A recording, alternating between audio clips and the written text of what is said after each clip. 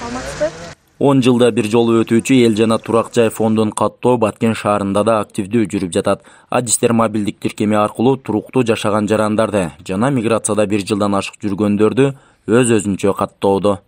Эл каттоо быйыл электрондук форматта мобилдик тиркеменин жардамы менен жүрүп жатат. Буга чейин 10 жыл мурда колдо жазчу элек.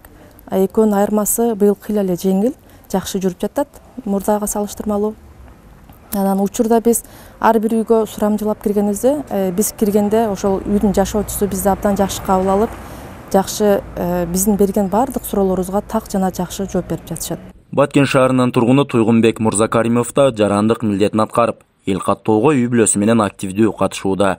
Анын айтымында эл каттоо өлкөнүн өнүгүүсү жана калктын жашоо турмушун жакшыртуу үчүн түрткү болуучу маанилүү өнөктүк. Бул тууралуу элдерге айтып кетет элем, туура эле кабыл алыңыздар, киргендерди жакшы эле ошо кабыл алып, ошо туура нерселерин айтса, туура каттап кеткендери бизге өзүбүзгө, мамлекетибизге, эл журтубузга керектүү нерсе. Республикалык өнөктүккө жерлерде жергиликтүү бийлик жетекчилери алгачкылардан болуп катышып, үлгү болушту. Ал эми облус боюнча жалпы 2087 каттоочу иштеп, алардын ишин 42 координатор, 211 инструктор көзөмөлдөөдө.